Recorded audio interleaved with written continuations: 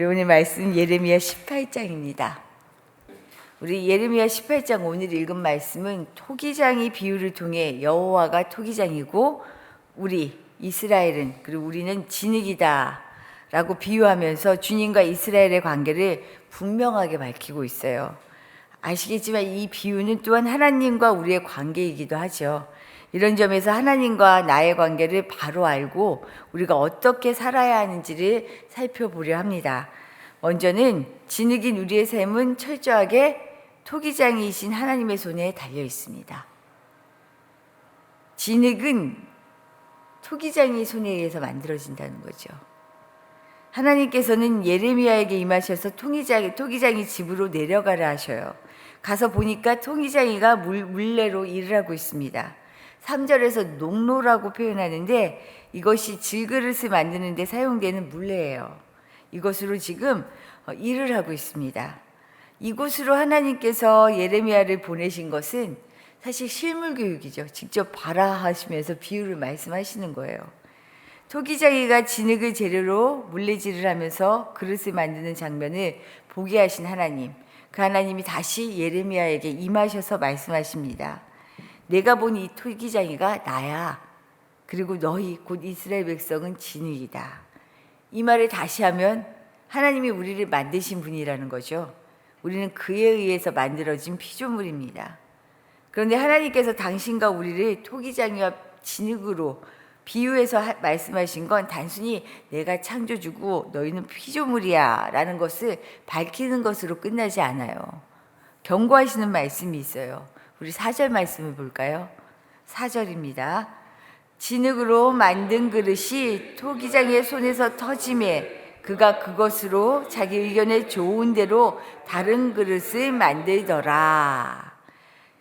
토기장이는 자신이 진흙을 가지고 원하는 그릇을 만들지만 자신의 뜻대로 잘 되지 않으면 언제든지 원하는 모양이 나올 때까지 그 진흙으로 새롭게 빚는다는 말이에요. 하나님은 우리가 당신의 뜻대로 우리를 빚으신 그 본래의 목적에 따라 살아가도록 새롭게 날마다 우리를 만들어 가시는 분입니다. 여기서 우리가 분명히 알아야 할 사실이 있어요.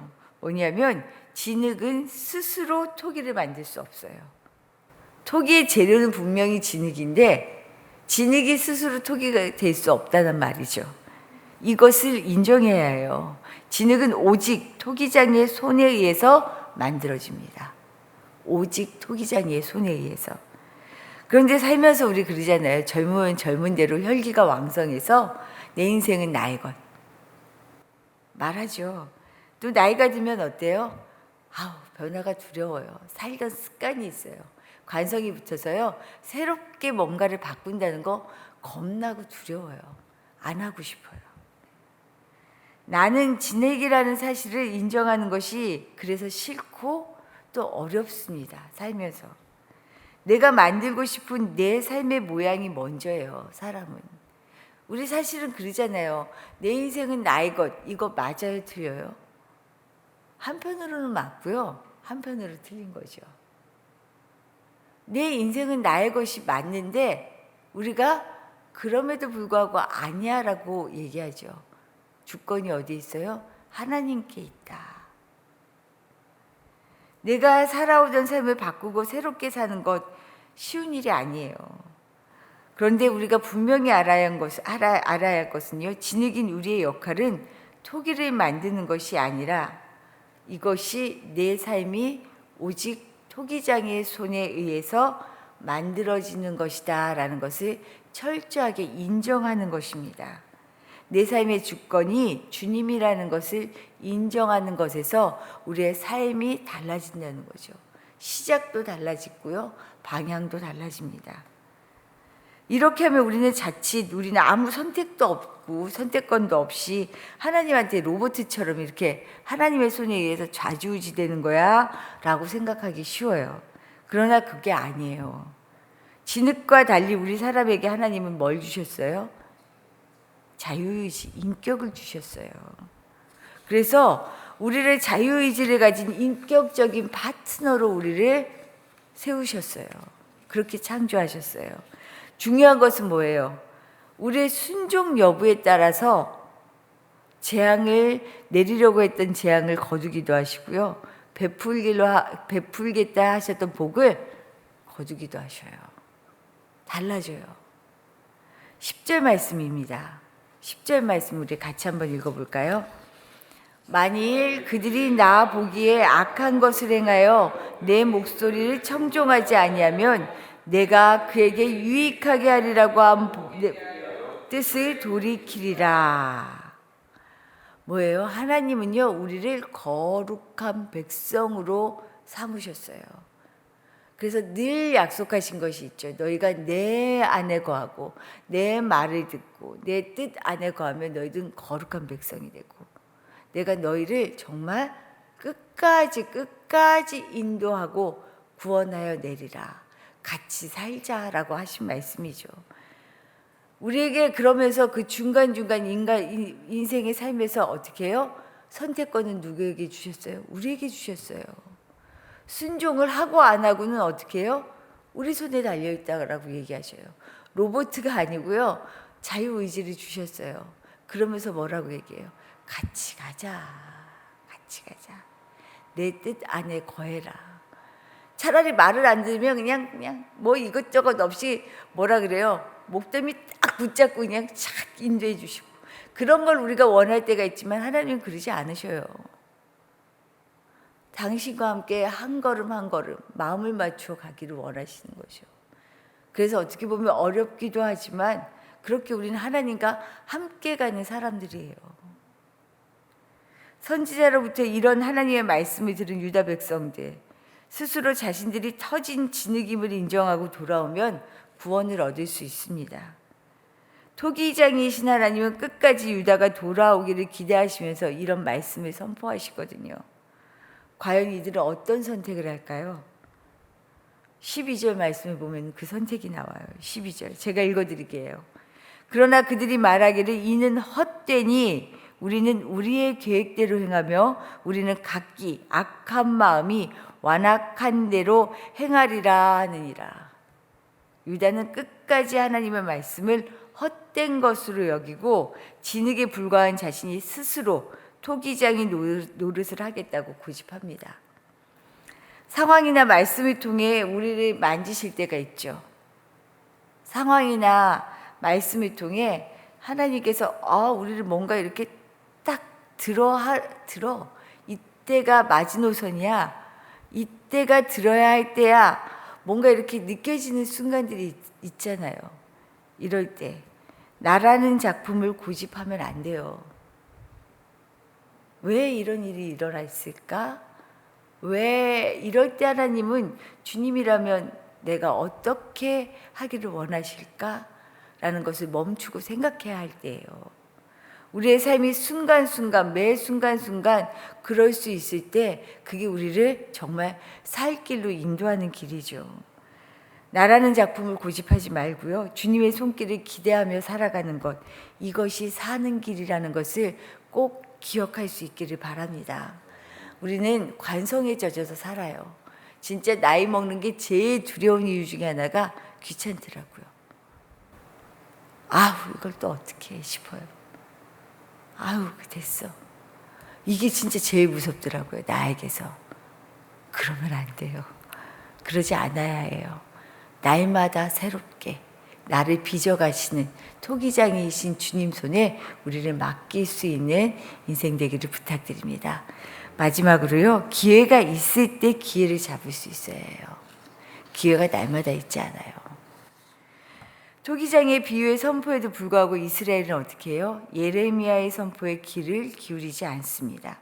아니요, 그뿐만이 아니에요. 여전히 하나님을 배반하며 자기의 길을 갈 뿐만 아니라 이제는 듣기 싫은 말을 내뱉는 예레미야를 그냥 두지도 않아요. 죽이려고 해요. 그를 없애는 게 좋겠다라고 생각해요. 그러자 이제 예레미야의 인내도 바닥을 드러내며 하나님께 탄원합니다. 이들 안 될 것 같아요. 이들 하나님 그냥 두면 안 되겠어요.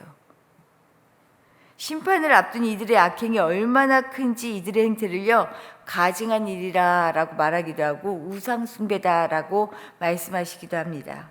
이처럼 아무리 말씀하셔도 돌이키지 않으면 하나님은 어떻게 해요? 결국은 계획대로 심판을 단행하시죠. 하나님은 물론이고요. 하나님의 일을 선지자 지금 예레미야가 이때까지 어떻게 했어요? 눈물을 흘리며 어떻게든 막아보려 했어요.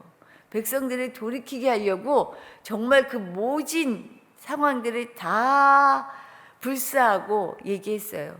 그런데 이제는 어떻게 해요? 안 듣는 것뿐만 아니라 무시하는 것뿐만 아니라 차라리 니를 없애는 게 낫겠어라고 지금 백성들이 나온다는 거죠.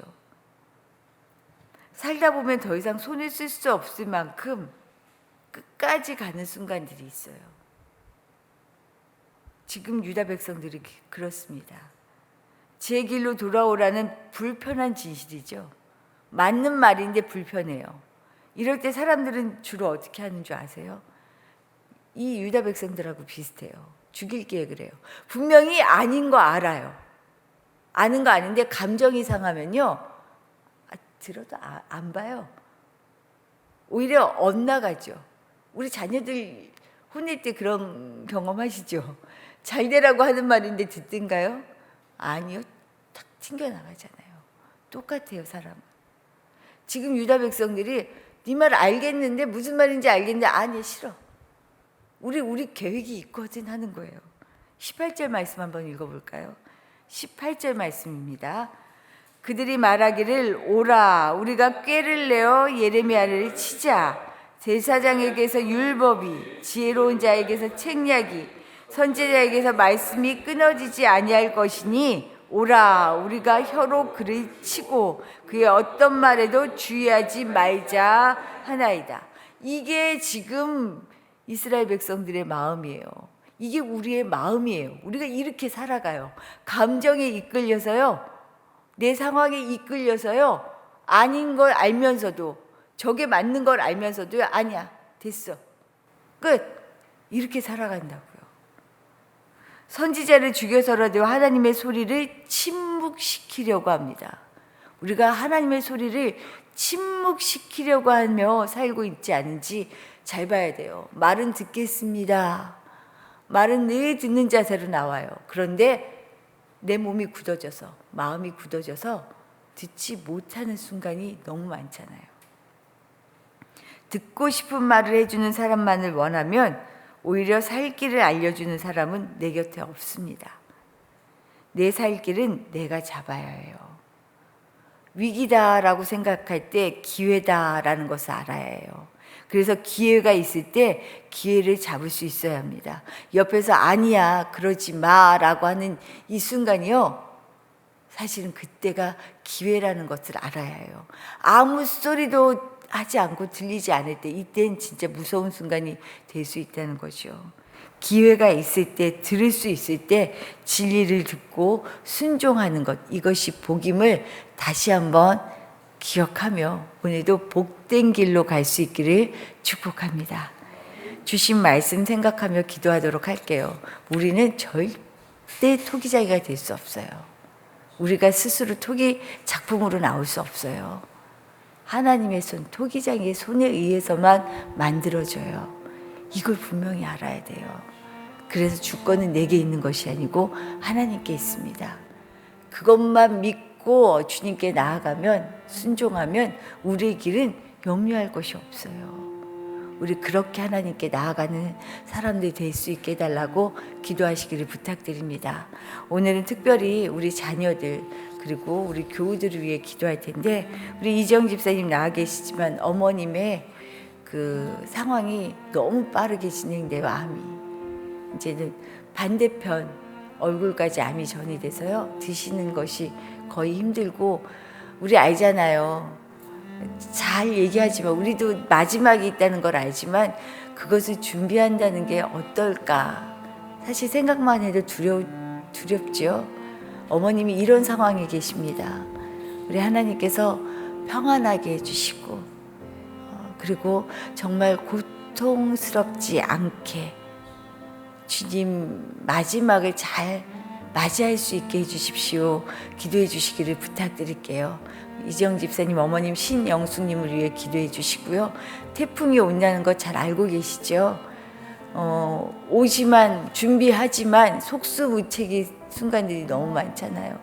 그런데 이런 자연재해 앞에서는 특히 정말로 어렵게 사시는 분들의 피해가 날마다 늘 커요.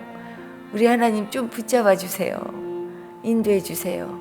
정말로 모두가 안전하게 이 길을 잘 피해갈 수 있게 도와주세요. 기도해 주시고, 혹여 이 상황이 너무나 심해지면 내일 새벽에 예배 기도회를 드리지 않을 수도 있습니다. 이것은 저희가 톡을 통해서 알려드리도록 할게요. 그런데 그런 일 없게 정말 안전하게 하나님 지켜주십시오. 함께 기도해 주시기를 부탁드립니다. 기도드리겠습니다.